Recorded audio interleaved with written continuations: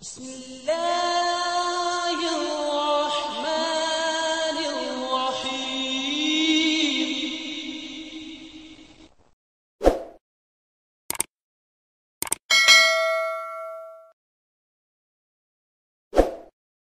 اللہ تعالیٰ حسن جزا.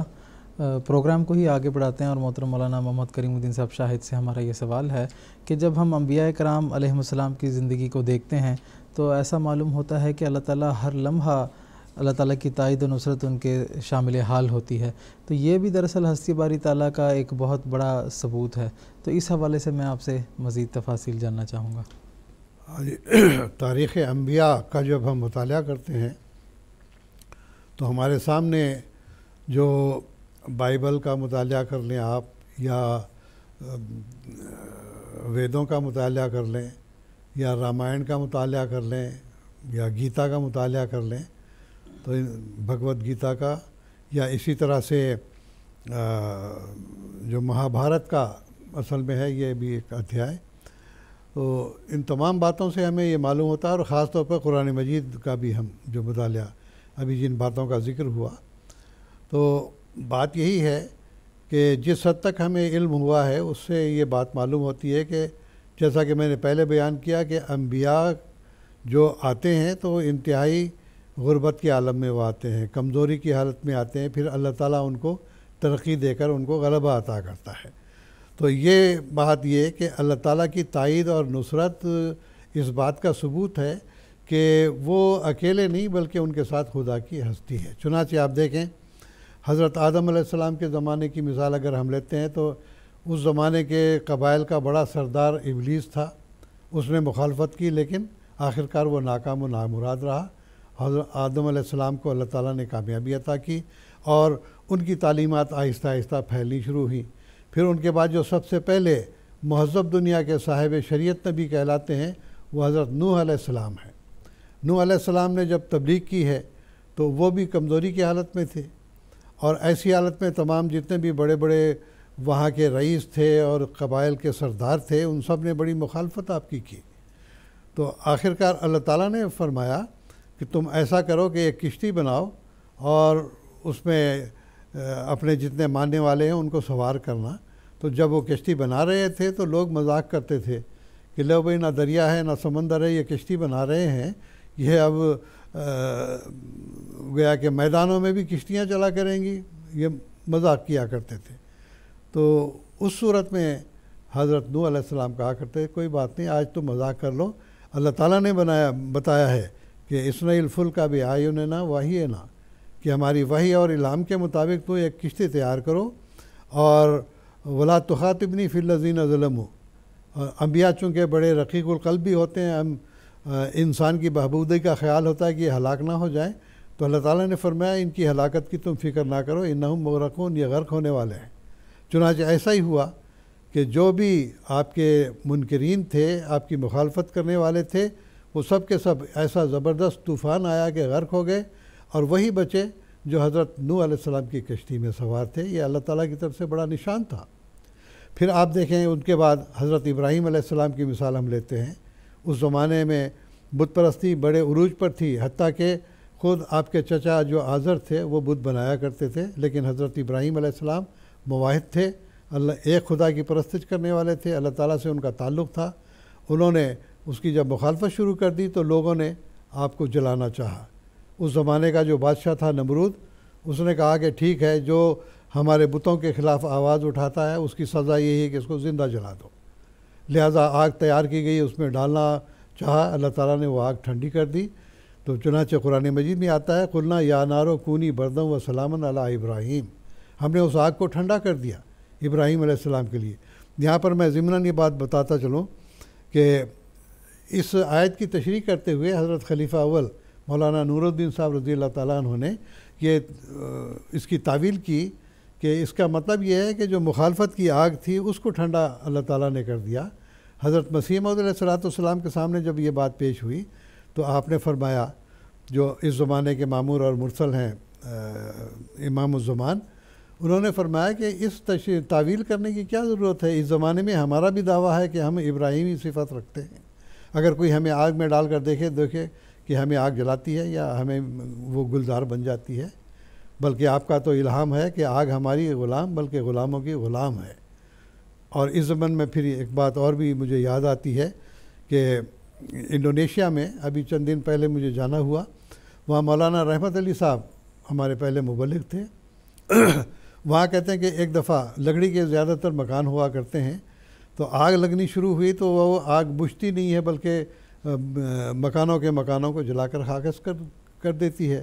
تو جس مکان میں مولوی صاحب کا قیام تھا وہاں تک بھی آگ پہنچ گئی۔ لوگوں نے کہا کہ مولوی صاحب اپنا سامان سنبھالیے، آگ آپ کے گھر کو بھی جلا دے گی۔ تو آپ نے فرمایا نہیں، میں اس مسیح محمدی کا غلام ہوں جس کے بارے میں اللہ تعالیٰ نے فرمایا آگ ہماری غلام بلکہ غلاموں کی غلام ہے، تو یہ میرے مکان کو نہیں جلائے گی۔ دیکھیے کتنا پختہ ایمان تھا، اور اللہ کا کرنا بھی ایسا ہی ہوا کہ جب آگ آپ کے مکان کے قریب پہنچی ہے تو ایسی تیز بارش شروع ہو گئی کہ جس کے نتیجے میں آگ بجھ گئی۔ تو بہرحال یہ بھی اللہ تعالیٰ کے بڑے نشان ہیں۔ حضرت ابراہیم علیہ السلام کو اللہ تعالیٰ نے نمرود کی آگ سے بچایا۔ پھر موسیٰ علیہ السلام کو دیکھیں، فرعون بڑا زبردست بادشاہ تھا، وہ بنی اسرائیل کو لے جانا چاہتے تھے کنعان کی سرزمین میں، یروشلم کی سرزمین میں، لیکن اس نے پیچھا کیا۔ بنی اسرائیل گھبرا گئے، وہ کہتے ہیں کہ یا موسیٰ انا لمدرکون، اب تو ہم پکڑے گئے۔ حضرت موسیٰ علیہ السلام کیا فرماتے ہیں؟ کلا انا معی ربی سیہدین، نہیں، میرا خدا میرے ساتھ ہے، وہ کبھی بھی ان کو ہمارے اوپر مسلط نہیں کرے گا۔ چنانچہ فرعون غرق ہو گیا اور یہ بنی اسرائیل کو لے کر سمندر کے پار چلے گئے۔ تو یہ بھی اللہ تعالیٰ کا بڑا نشان ہے کہ اللہ تعالیٰ نے اتنے بڑے بادشاہ کے بالمقابل موسیٰ علیہ السلام کی مدد فرمائی۔ تو یہ اللہ تعالیٰ کی ہستی کے صفا اور کوئی کر نہیں سکتا تھا۔ عیسیٰ علیہ السلام کو سولی پر لٹکا دیا، لیکن کیا ہوا؟ اللہ تعالیٰ نے بے ہوشی کے عالم میں ان کو اتارا، اور اس کے بعد پھر وہ بنی اسرائیل کی کھوئی ہوئی بھیڑوں کو تلاش کرتے ہوئے کشمیر تک پہنچے، اور کشمیر محلہ خانیار میں ان کی قبر موجود ہے۔ تو اللہ تعالیٰ کا یہ بھی نشان ہے کہ آپ کو صلیب کے عذاب سے بچایا، اور پھر جو قبائل وہاں یروشلم سے جلاوطن ہو کر چلے گئے تھے ان کو بھی ہدایت دینی تھی، اللہ تعالیٰ نے عیسیٰ علیہ السلام کی غیر معمولی طور پر نصرت فرمائی۔ پھر سب سے بڑھ کر ہمارے محمد مصطفیٰ صلی اللہ علیہ وسلم ہیں، آپ کا حفاظت کرنا دیکھیے کہ جیسا کہ میں نے ابھی پہلے ذکر کیا، حد درجے کی آپ کی مخالفت ہوئی، آپ کو مارنے کی کوشش کی گئی، یہاں تک کہ آپ کے گھر کو گھیر لیا گیا تھا کہ جب بھی آپ باہر نکلیں گے تو آپ کو قتل کر دیا جائے۔ 9 قبائل تھے، 9 آدمی مقرر کر دیے گئے تھے، لیکن آپ ان کی آنکھوں کے سامنے سے نکل گئے، کوئی ان کو پکڑ نہیں سکا۔ اللہ تعالیٰ کا وعدہ تھا واللہ یعصمک من الناس، لوگ تجھ پر مسلط نہیں ہو سکیں گے، تجھ کو مار نہیں سکیں گے، اللہ تعالیٰ تجھے بچائے گا۔ اللہ تعالیٰ نے بچایا۔ پھر آپ غار ثور میں جا کر چھپے ہیں، وہاں بھی دشمن پہنچ گیا۔ حضرت ابو بکر صدیق رضی اللہ تعالیٰ عنہ فرماتے ہیں کہ یا رسول اللہ، دشمن اتنا قریب پہنچ گیا کہ پاؤں نظر آ رہے ہیں، جھک کر دیکھے گا تو ہمیں پکڑ لے گا۔ حضرت صلی اللہ علیہ وسلم کیا فرماتے ہیں؟ لا تحزن ان اللہ معنا، اے ابو بکر غم نہ کرو، اللہ ہمارے ساتھ ہے۔ تو وہ کون تھا جس نے محمد مصطفیٰ صلی اللہ علیہ وسلم کی وہاں پر حفاظت کی؟ وہ اللہ تعالیٰ ہی کی ذات تھی۔ پھر آپ مدینہ چلے گئے ہیں، جنگیں مسلط کی گئیں، اللہ تعالیٰ نے آپ کی وہاں پر بھی حفاظت کی۔ تو یہ اللہ تعالیٰ کا بڑا نشان ہے کہ انبیاء علیہ السلام کو اللہ تعالیٰ حفاظت فرمایا کرتا ہے۔ پھر آپ دیکھیں، میں حضرت مسیح موعود علیہ السلام کا ایک حوالہ پڑھ کے سنانا چاہتا ہوں۔ یہ چشمہ معرفت کا حوالہ ہے۔ حضور فرماتے ہیں 5 موقع حضرت صلی اللہ علیہ وسلم کے لیے نہایت نازک پیش آئے تھے، جن میں جان کا بچنا محالات سے معلوم ہوتا تھا۔ اگر آن جناب در حقیقت خدا کے سچے رسول نہ ہوتے تو ضرور ہلاک ہو جاتے۔ ایک تو وہ موقع تھا جب کفار قریش نے حضرت صلی اللہ علیہ وسلم کے گھر کا محاصرہ کیا اور قسمیں کھا لی تھیں کہ آج ہم ضرور قتل کر دیں گے، اللہ تعالیٰ نے بچایا۔ پھر فرماتے ہیں دوسرا موقع وہ تھا جب کہ کافر لوگ اس غار پر میں ایک گروہ کثیر کے پہنچ گئے تھے، جس میں حضرت صلی اللہ علیہ وسلم میں حضرت ابو بکر کے چھپے ہوئے تھے، تو گویا کہ اللہ تعالیٰ نے وہاں پر بھی آپ کو بچایا۔ تیسرا وہ نازک موقع تھا جب کہ احد کی لڑائی میں حضرت صلی اللہ علیہ وسلم اکیلے رہ گئے تھے اور کافروں نے آپ کے گرد محاصرہ کر لیا تھا اور آپ پر بہت سی تلواریں چلائیں مگر کوئی کارگر نہ ہوئی، یہ ایک معجزہ تھا۔ چوتھا وہ موقع تھا جب کہ ایک یہودیہ نے جناب کو گوشت میں زہر دے دی تھی اور وہ زہر بہت تیز اور مہلک تھی اور بہت وزن اس کا دیا گیا تھا، اس زہر سے بھی حضرت صلی اللہ علیہ وسلم کو اللہ تعالیٰ نے بچا لیا۔ پانچواں وہ نہایت خطرناک موقع تھا جب کہ خسرو پرویز شاہ فارس نے حضرت صلی اللہ علیہ وسلم کے قتل کے لیے مصمم ارادہ کیا تھا اور گرفتار کرنے کے لیے اپنے سپاہی روانہ کیے تھے۔ پس صاف ظاہر ہے کہ حضرت صلی اللہ علیہ وسلم کا ان تمام پرخطر موقعوں سے نجات پانا اور ان تمام دشمنوں پر آخرکار غالب ہو جانا ایک بڑی زبردست دلیل اس بات پر ہے کہ در حقیقت آپ صادق تھے اور خدا آپ کے ساتھ تھا۔ تو یہ میں تفصیل میں نہیں جاتا، وقت بہت کم ہے، تو صرف اتنا یہ بتا دینا چاہتے ہیں کہ خسرو پرویز کا یہاں پر ذکر آیا۔ صلح حدیبیہ کے بعد سن 6 ہجری کے بعد آپ نے مختلف بادشاہوں کو خطوط لکھے تھے۔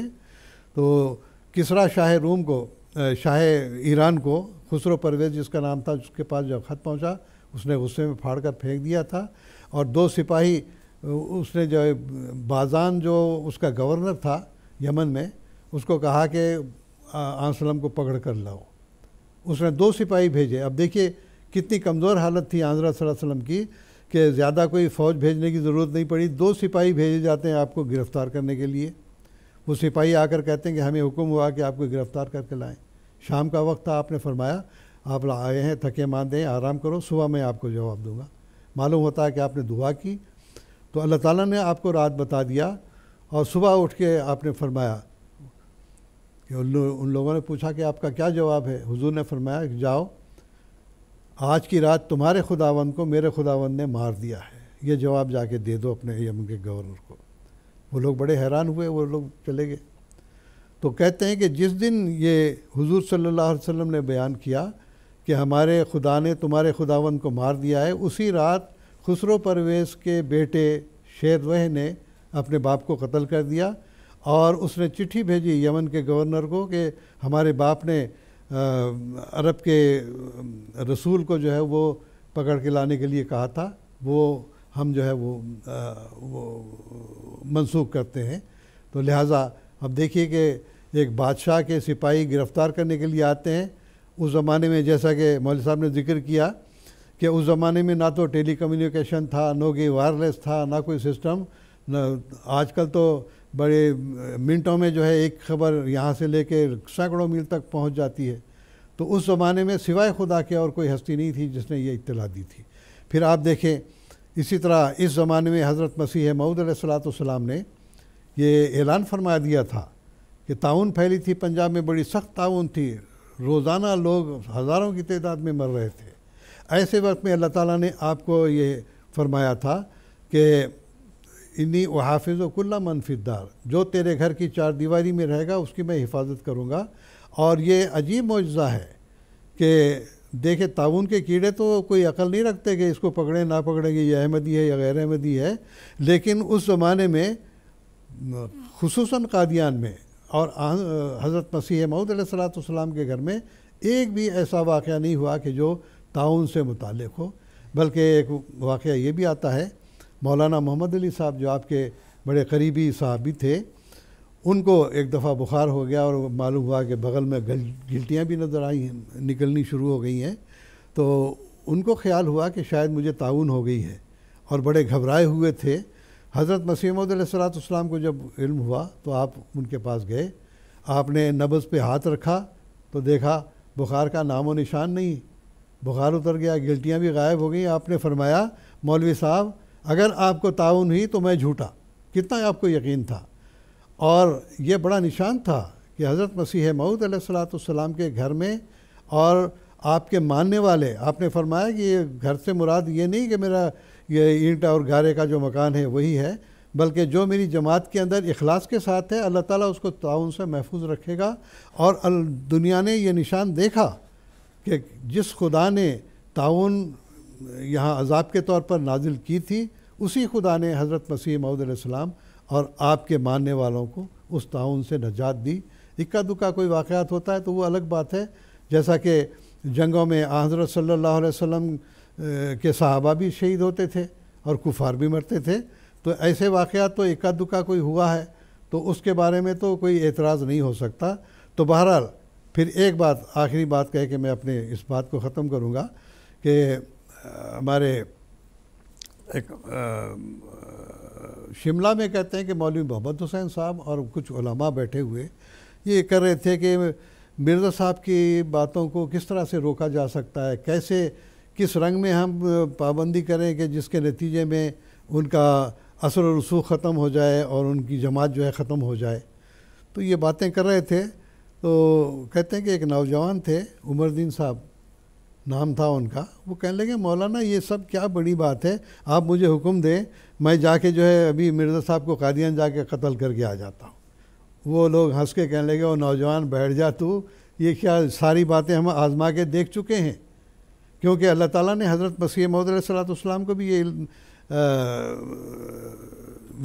کیا یقین دلایا تھا کہ یاسمک اللہ ولو لم یاسمک الناس، اللہ تعالیٰ تیری حفاظت کرے گا چاہے لوگ تیری حفاظت نہ کریں.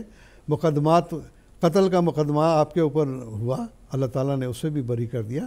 تو بہرحال اللہ تعالیٰ کی تائید اور نصرت اللہ تعالیٰ کے رسولوں کے ساتھ ہمیشہ ہوتی ہے، اور ہر زمانے میں لوگوں نے اس بات کو محسوس کیا، دیکھا، اور ایک بڑا نشان ہوتا ہے جو اللہ تعالیٰ کی ہستی پر دلالت کرتا ہے کہ جو نہتے ہوتے ہیں، بے سر و سامان ہوتے ہیں، ان کی حفاظت اللہ تعالیٰ خود فرماتا ہے.